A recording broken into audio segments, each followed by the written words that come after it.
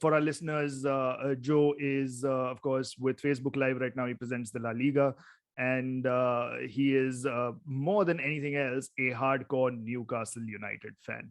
That's right. True. We don't have Arsenal representation on this show just Still, yet, but we will still. go as far as Newcastle. That is the mantra of the corner flag. And Joe, let's get straight into it. I want to start talking about, well, Newcastle United, because something has happened up in the northwest, the northeast of England. I don't know if you've heard about this, Joe, No. but Kylian Mbappe might be transferring to Newcastle United soon. So, no, we're of course talking about the takeover. Mike Ashley's reign has finally ended. It was a long drawn process. It took way too long for many Newcastle fans' liking, but it has finally happened, and the new ownership has been installed with the Saudi Arabian PIF fund. So first off, as a journalist and as a fan, what are your opinions and thoughts on this takeover? Relief. First and foremost, irrespective of whether I'm a journalist or whether I'm a fan, on both counts, relief. The reason it's relief is because when it was first mooted a year ago, or well, it's over a year ago, isn't it? It's nearly 18 months ago since I first heard about this. Yeah. Like many of these things, as time goes on, you get more and more doubtful as to whether it will ever happen. Yeah. The only thing that was keeping the dream alive and the hope alive was things such as the arbitration case. So, for example, Mike Ashley himself wouldn't go to court if he was like, look, they're never going to buy this club, we'll move on to the next buyer.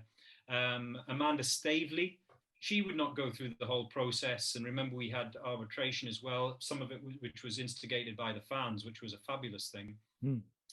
So she wouldn't continue to bang the drum if she felt the Saudis had pulled out and were not interested anymore. But it's all about time. And for me personally, I know a couple of very senior figures in Saudi Arabia. I can't mention their names. They kept messaging me and saying, it's going to happen, it's going to happen. But as time went on, you become less and less believing of that. Yeah. And for me, being based here in the Middle East and understanding the culture and understanding the mentality, for me, it was still all about time. And what I mean by that is all it takes is for another club to become available, right, whilst all of this nonsense is going on. Right. And I wobbled, I'll have to be honest with you, I wobbled about 3 months ago when there was rumours going round that Inter Milan were going to sell out completely because there's 2 or 3 different investors in Inter Milan. They'd all agreed that they were going to sell completely because remember, Saudi Arabia, I think, wants to buy or wanted to buy, forget about what happened last week, they wanted to buy a club in its entirety. They didn't want to buy a stake in a club. Yeah. So I was always worried about the Inter Milan deal because I thought, one of the investors for a long time has wanted to sell their stake. The Chinese investor, I can't remember the name. Suning, is it? Is it Suning? Possibly, yeah. So I knew that Saudi Arabia wouldn't get involved whilst just one investor wanted to sell. But when the rumors started to fly that maybe all of the investors were going to sell, that is what got my butt cheeks clenching. But do you think they'd be interested in a club that's in the Serie A? Because obviously the Premier League's a lot more of a global brand and a lot more lucrative for anyone to get into. I think it would depend on the deal. They're not stupid. Everyone calls them money bags. Well, yes, they've got a lot of money. Yes, the wealth fund, the PIF wealth fund is huge. But at the end of the day, they're not going to overpay. So it's about the deal. Yeah. It's about the deal.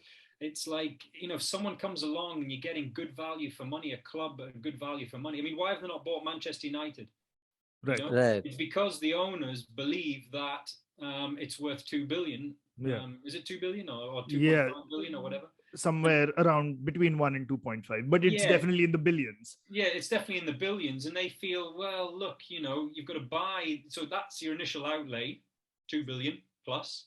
Yeah. And then you've got to invest further in the club, Old Trafford is not getting any younger as a stadium. Yeah. The squad, well, it's a pretty decent squad, but you still need a few key stellar signings. Yeah. So, why have they not? They've got the money. Why not buy Manchester United? So So yeah, the doubt for me was always about the time. The longer it went on, the longer, there's more of an opportunity to go and buy someone else, buy another club. Yeah. Now, when it first came into the news, like we said, 18 months ago, that the Saudi Arabian PIF fund was going to was looking into investing in Newcastle United. Of course, there was a lot of talks about the inherent human rights issues connected with the country of Saudi Arabia and what that means for the Premier League, and what are the optics like when the public investment fund of a nation is looking to invest in a Premier League club. And that was one of the main reasons why the Premier League rejected their initial bid. They didn't follow through with the owners test, I think is what it's called. And then now we're seeing it completely get backtracked. So what happened, do you think, and what changed? It was, and always was, by the way, irrespective of anything that you've read or anything that you've heard, the rest of it is nonsense. It was only and always about piracy. Right. Being sports piracy. It was not about human rights. It was not about separation of state, which was a huge part of the whole argument, that the Sovereign Wealth Fund is separate from the Kingdom of Saudi Arabia as a state. That was just all bullshit. Right. It was always about the piracy issue. And the reason it was about the piracy issue is because broadcast rights for football are in some cases flatlining at best, and in other cases declining at worst. Right. And beIN Sports is their biggest purchaser of their Premier League broadcast rights in the world. Right. And beIN Sports, because they're not run as a profit-making organization, they don't care if they lose money. It's the Qatari state. Yeah. They do not. For them, it was about ego. It was about the piracy issue. They wanted to make sure that Saudi could not take over Newcastle United, whilst Saudi Arabia was, in their eyes, blatantly pirating their content. And not only pirating their content, but all of the other stuff that went with that. So why is that important? It's important because if you're the Premier League, and remember, they've just renewed the domestic rights cycle for exactly the same money as they did before, the last rights cycle. We don't know because we're busy in the process of the next international rights cycle for the various countries. Some countries have already gone down and the deal's been done. And just to put that in perspective, in the Middle East here, Serie A does not have a rights broadcaster. So this rights cycle, for the first time, they partnered with YouTube and basically are putting their games for free just to maintain a presence in this particular region.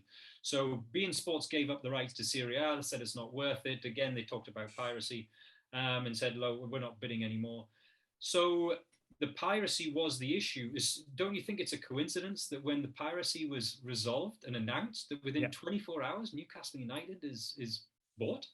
Absolutely, yeah. Right. No, absolutely. So all of the rest of it about human rights and about separation of state, and it was never. And I understand the Premier League's position. It's like, if this is our biggest client, we have to keep them happy. No, 100%. Yeah, makes sense. 100%. But the questions about human rights are still there, even though the issue was primarily about piracy. And whether the Premier League wanted to, sweep that under the carpet by saying, "Oh, it's nothing to do with the piracy bit. It's just because we are not sure about the fund being separate from the state, and the state that has human rights violations in its history, in its very recent history, in fact, and present, and present." But those questions are still there because those arguments still exist. Now, for the Premier League, which is championing itself as an organization that stands for everything that is right in the world, whether we're talking about the Rainbow Laces campaign, whether we're talking about Kick It Out, football for all is what they always say, taking a knee before every match. Do you think this is a bit of a hypocritical sort of behavior from the Premier League? In the real world, yes. In reality, yes, in the real world, it is a bit hypocritical from them. And I'll tell you why. And I'm, again, you're going to see me tonight bouncing between hardcore fan and trying to be a Yeah. broadcaster. And That's why we have you here. That's why it's not going to work. I'm doing pretty well so far. I'm starting off, yes, nice and professional. No, look, when it comes to all that kind of stuff, and bearing in mind, anything that ever goes the full distance ends up in a court. And it's always an argument on one side and an argument on the other, and the judge makes a decision. Putting my Newcastle United hat on, right, so go and look at some of the other top clubs. Chelsea, Roman Abramovich is the best mate of Putin.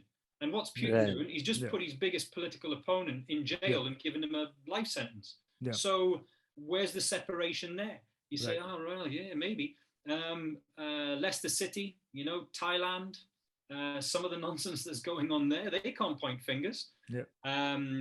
Leverage, you talk about with the American owners, you can talk about slavery and workers' rights in the UAE, which is obviously Manchester City. So, you know, there's not one of certainly the big clubs that can say, hold on a second, we are squeaky clean, and therefore this is absolutely outrageous. Now, coming back to the original question was about the Premier League. So the Premier League, you know, if they go down that road, you could argue in a court of law that you have in your league right now other clubs representation of certain states and certain governments and certain countries that are also doing things that are unacceptable. By the way, do you want to go the whole hog?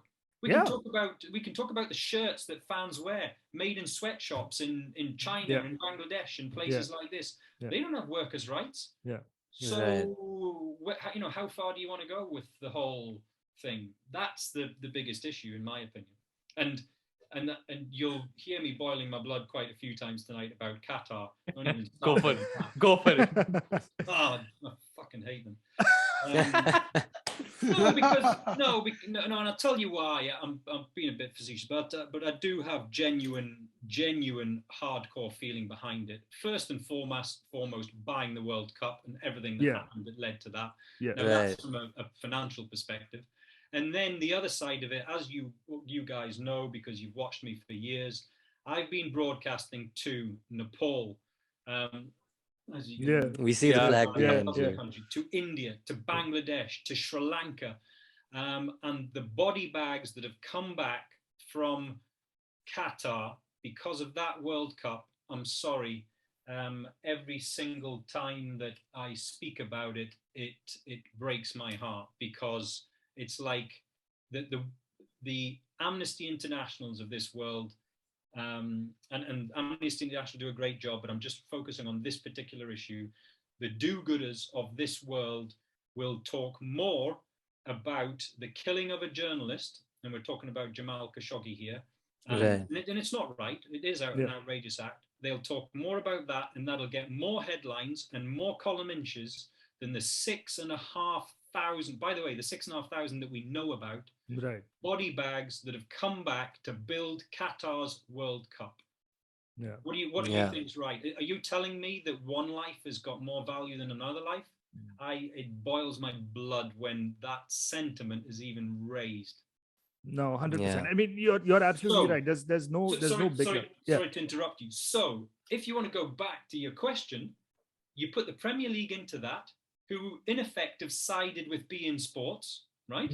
Didn't want to jeopardize that relationship. So now where do you draw the line? Now, people say that Qatar don't have an interest in the Premier League. Well, not in terms of a football club, they don't. But they do as the biggest international client of the Premier League. So the Premier League is sided with a state-owned broadcaster, and that state has sent 6,500 healthy young men in body bags back to Nepal, back to Bangladesh, back to India, back to Sri Lanka.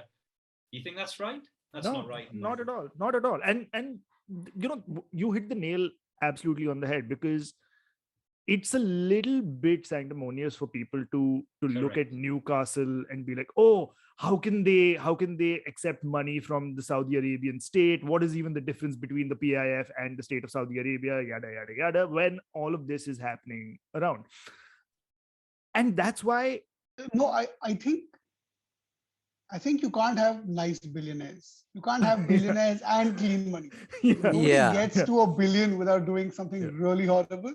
Is that why we're all nice? Because we're Exactly. not billionaires? No, which is Yeah, why nice and broke. which is why I make it a point to never hit $1 billion. I will make sure that I You don't want never. to be a bastard. No, I don't want to make that much money. I'll make sure. I could have made $1 billion yesterday, but I chose niceness over Yes, I know.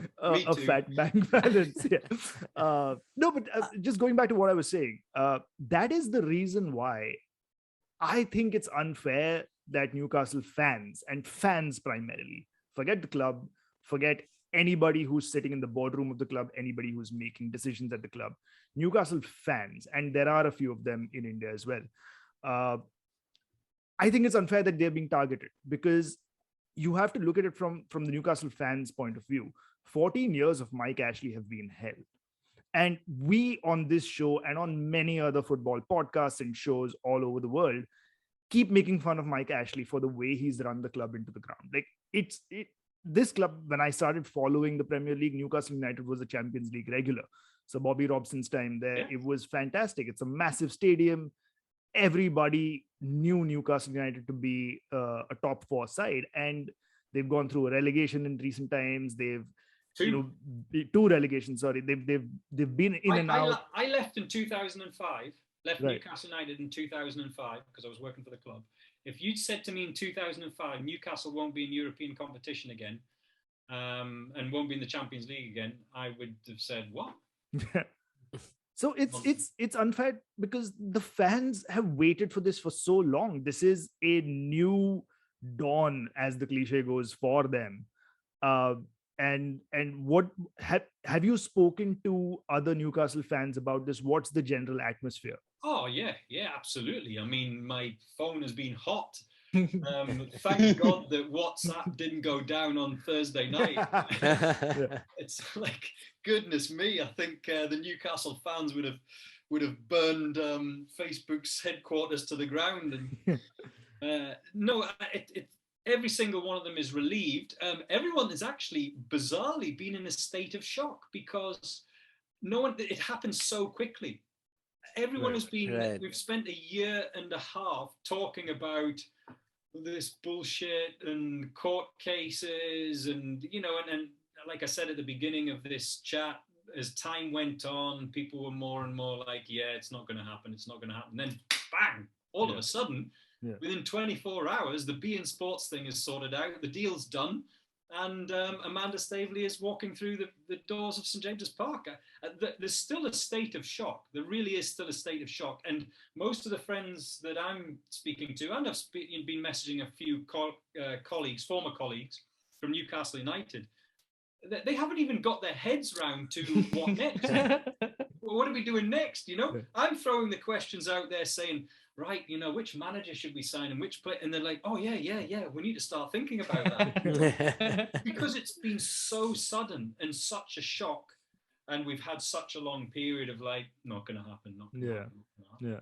So before we get to the before we get to the manager's bit, I just wanted to bring up one of the parting shots that Mike Ashley gave. And I read this on a news website where he mentioned that the offer that was accepted by him was actually slightly lower, and there was a higher offer that he rejected from somebody else, I think. But he went with this one because it might have been lower and might have been a lesser of a profit for him. But he felt it was his duty to do right by the fans. Now, obviously, everybody's calling bullshit and saying, yeah, that's because the lower offer meant you got the money up front, as opposed to a larger offer where you would get it in many installments. So business-wise, it just made more sense to get the money up front. But that's Mike Ashley for you. He still has a weird savior complex. Yeah, and by the way, that I don't know whether that's true or it's not true. If you were asking me, what do you think? Is it plausible? Absolutely, it's plausible. And I'll tell you why it's plausible. Because in my time, I've been here 16 years based in the Middle East. You wouldn't believe how many shysters, charlatans, bullshitters, Walter Mitty's fantasists that have crossed my path in the 16 years wanting to buy Newcastle United Football Club, and obviously because they know my association, having worked there, saying, can you put me in contact? People have actually shown me, and many of them, either they don't have the money or don't have enough money, because remember, football's gone into a much bigger sphere now. Yeah. Right. If you're a billionaire, you haven't got enough money to buy a Premier League or an elite European football club anymore. But it's into the tens of billions, if not hundreds of billions. It's got to a point where I'm just like, I don't even waste my time entertaining them anymore, because I know that they're just shysters. They're just, I can't get that word out.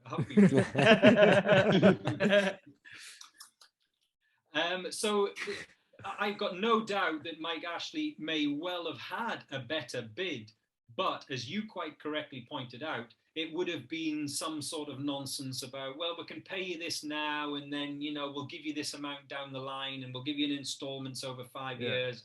And of course, that's well and good. They put the 50 million up front now. The 50 million comes next year, and then things start to wobble. Yeah. Oh, they missed the third payment. Yeah. They missed the fourth payment, and then they're in court, and then. Yeah. So it's very, very plausible, but I'm sick of hearing these. Someone put in front of me once, it was a bank loan. It was a bank loan for, it was a bank guarantee for €1 billion. Wow. Now, that means nothing. Yeah. It means that it's still a loan. It still has to be paid back, and it has to be paid back with interest. Yeah. So when it comes to the owners and directors test, the owners and directors test only came in after the Man City takeover, didn't it? It wasn't there before Man City. So when it comes to the owners and directors test, I don't care if you're the worst person on the planet, the best person on the planet, a bastard, whatever the case may be. I want to know that you have the cash, not the money, the cash. Yeah. And if I was putting a stipulation into the owners and directors test, I would be saying things like, you must have, like a mortgage on a house, you must have minimum 80% cash and 20% you can borrow. So opposite to what you would put down on a house. Yeah. I don't think anyone should be allowed to buy a football club with the majority leverage and only a small amount, 10% of cash. I just don't think it should be possible, because that's where all of this other nonsense comes in. Yeah. And you're seeing it with a number of clubs. Portsmouth was the biggest disaster. Right. So the owners and directors test, to me, because it's my club, Manchester United is your club, Everton, Chelsea we've got tonight, and Liverpool we've got tonight. I don't want someone who is robbing from Peter to pay Paul to keep my club alive. And then what do they start doing? They start dipping their hand into the cookie jar. Yeah. So they start, instead of reinvesting in the stadium and the training facilities and the playing squad, they start dipping into the profits of the club and say, I just, this loan hasn't. And that's the situation with Manchester United. Yeah. Yeah. It's a horrific situation. Yeah. And by the way, Manchester United has got away with it over the last decade. And this is really important for you boys to understand, and really important for your viewers and your audience to understand. Once you understand the business of football and how money flows through the system, you understand everything about your football club. Right. And you will either be overjoyed or you'll be worried. Yeah. What worries me about Manchester United? For the last decade, interest rates have been at historical lows. Yeah. Which means it doesn't matter that they've got all this leverage money. Not a problem. Yeah. What happens, as many are predicting in the business world, when inflation, which it currently is going to the moon? Right. The interest payments on those loans start to go to the moon with it. That's when you start to see defaults. That's when you start to see clubs going bankrupt. And before they go bankrupt, they sell their best players, all of them. Yeah. Yeah. So a couple of days ago, there was news floating around that all the other 19 clubs in the Premier League have asked, or rather demanded, for an emergency meeting to discuss the Newcastle takeover. What was that about? but what was that about? What did they want to discuss? And what was the outcome of that meeting? They want, well, first of all, they want to discuss why they didn't know anything about it. Because, like for all of us, it happened very, very quickly. It was It was accepted, the Premier League approved it, and everything happened in 24 hours, basically, and the whole thing was done and dusted in 48 hours. So they probably feel that they were not kept in the loop. The hard thing about that, of course, keeping 19 other clubs in the loop, is that things would leak. And then, you know, potentially you might have other court cases launched that would stop it. I don't know. Other than sour grapes, I don't know. I really don't know. Yeah. Because you got to remember that the Saudi wealth fund is bigger than all of the other owners of the 19 clubs Largest Premier League combined. put together. Right. Yeah. Put together. So, you know, look, let me ask you, right, who's your best player at Old Trafford? Right now, would say Ronaldo, maybe Ronaldo, Bruno. right, we'll have him. He's gone in January. Okay, who's your best player? I'd probably say Richarlison. Right, so we're having him. He's leaving in January. You know, who's your best player at Anfield, in your opinion? Karius Lorius.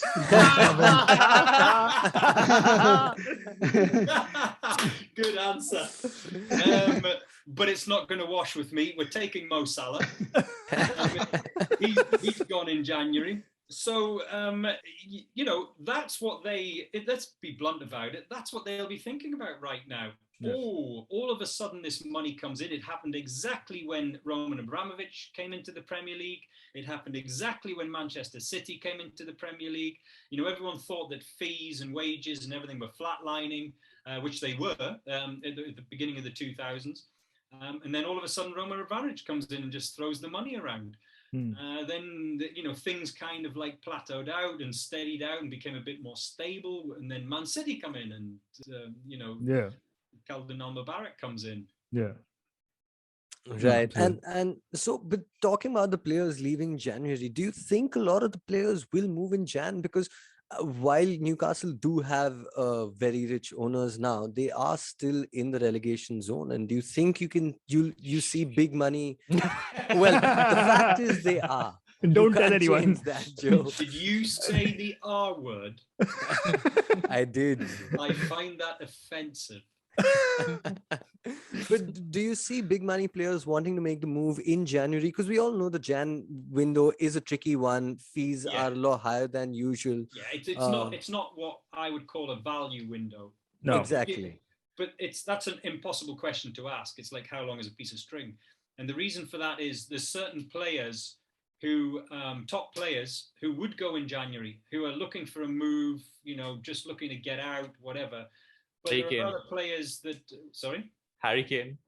Harry Kane?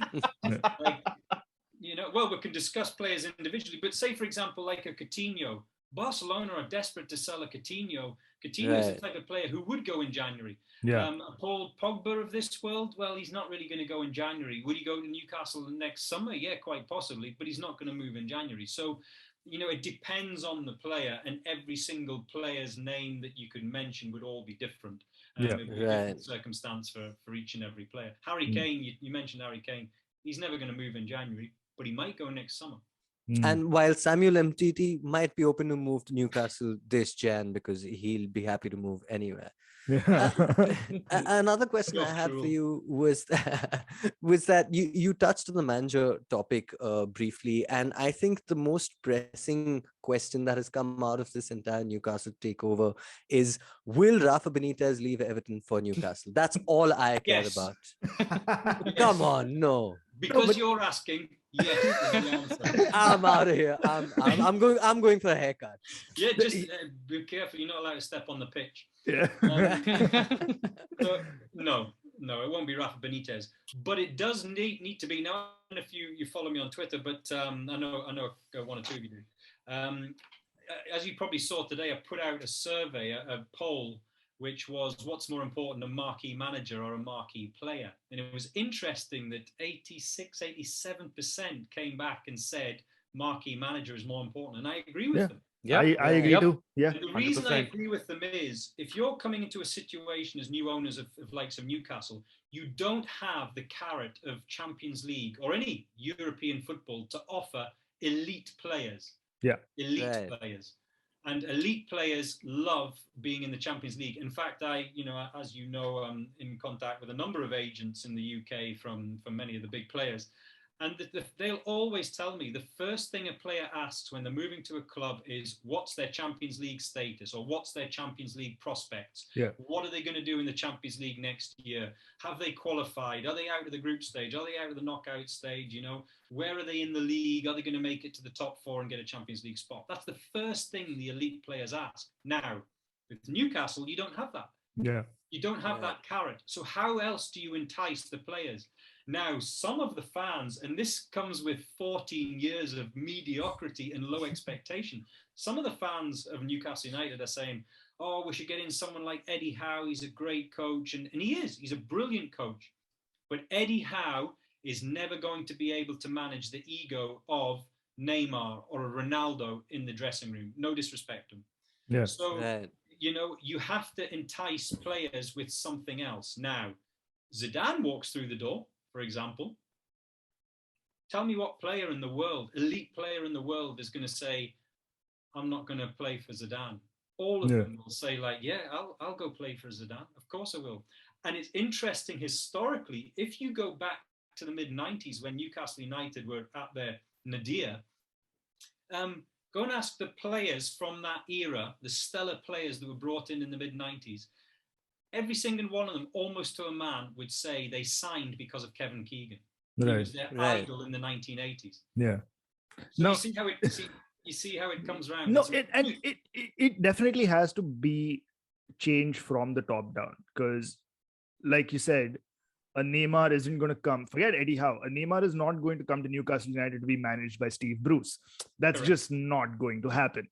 I don't think Amog would go to Newcastle United to be managed by Steve Bruce. I mean, he was a United legend. I'd love to meet him. But you mentioned Zidane, and Zidane is a possibility. He is looking for a job right now, as is Antonio Conte, who's another manager that's been thrown about. But Zidane specifically is somebody I want to talk about, because if that does happen, I just want to relish saying these words.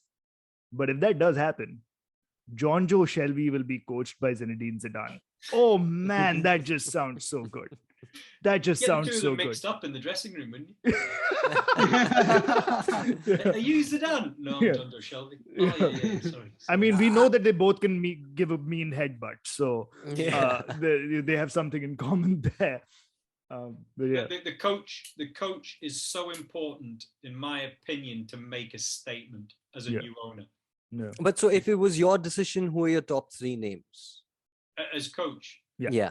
Well, first of all, let's just clarify that particular aspect of it, because this is something that you well know with regards to Manchester United, and that is he coming in as a coach or as a manager? And they're two separate things. Ollie really is a coach, which is a continental model. Ancelotti goes to Real Madrid. He's not buying the players. He's not deciding which players come in. The president is deciding that. So on Newcastle United going to go down that route where, the powers that be, the PIF fund or even Amanda Staley decide the players that are coming in, and he just has to put them together into a workable unit? Or is he actually going to be a coach and manager? So you have to clarify that first, but let's just assume that he's coming in to be a manager. I mean, Zidane, I would definitely put up there. I mean, look, I'm still in the euphoria. I'm still in the afterglow of what happened last week. I'm still punch drunk on what happened last week. So I'm even thinking, like, who says we can't poach Pep Guardiola for Man City? Who says? I do. Anything is possible. Anything is possible. And I'll tell you why. I mean, do I think Pep Guardiola is going to go from City to Newcastle anytime this season? No, probably not. But first of all, it's about hope. Secondly, maybe it's a little bit of fantasy as well. But also, you have to understand the mentality, and this is on a serious note, you have to understand the mentality of the guys in this region. When they go big, they go big. So who is available first and foremost? Well, there's not that many elite coaches that are available and out of work at the moment. We talked about Antonio Conte. But who is at a club that is under contract, but maybe things aren't smooth. Ronald Koeman.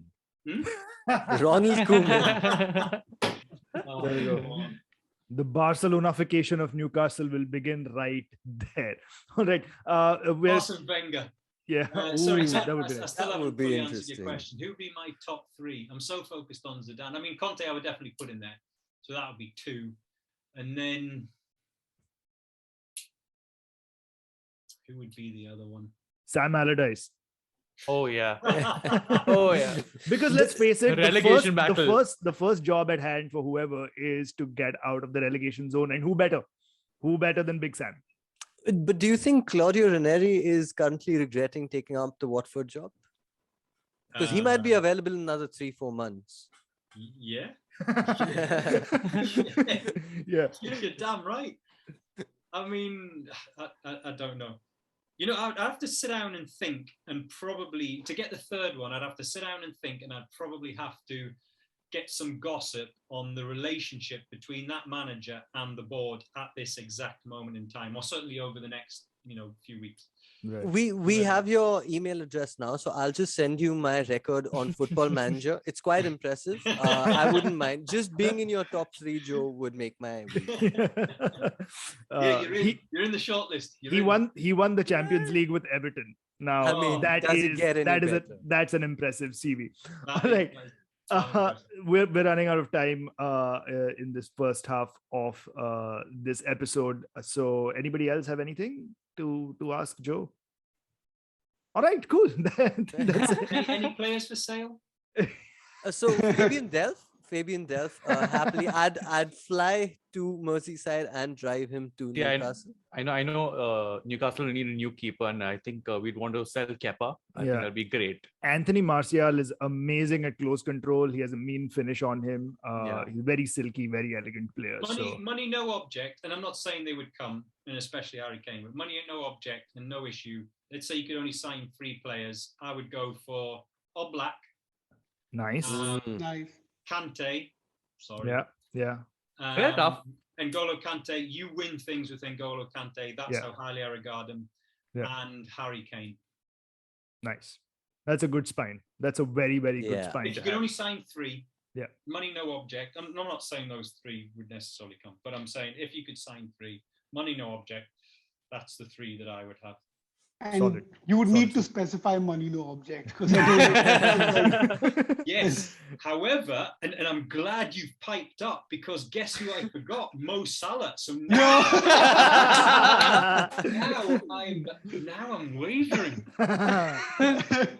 Now I have to think, you know what? And I'm not joking here. I'm going to change Harry Kane for Mo Salah, and I'll tell you why. Number one, Harry Kane is going for trophies. No ifs or buts about that. Money's not his issue. He wants to move to a club for trophies. Well, let's be realistic. Newcastle United are not going to win Champions League and Premier League inside the next probably 3 years, because they won't have built that squad out to be that competitive. So, Mo Salah, he ticks the Arab box. He still hasn't agreed a contract yet, no? Yeah, He yeah. hasn't. He hasn't. hasn't. He hasn't. He hasn't agreed a contract. And also, he's won those titles. He's won the Premier League and he's won the Champions League with Liverpool. So he doesn't need to tick those boxes anymore. And Mo Salah is how old? 30, is it? Or 31? Yeah, 31. I think. 31.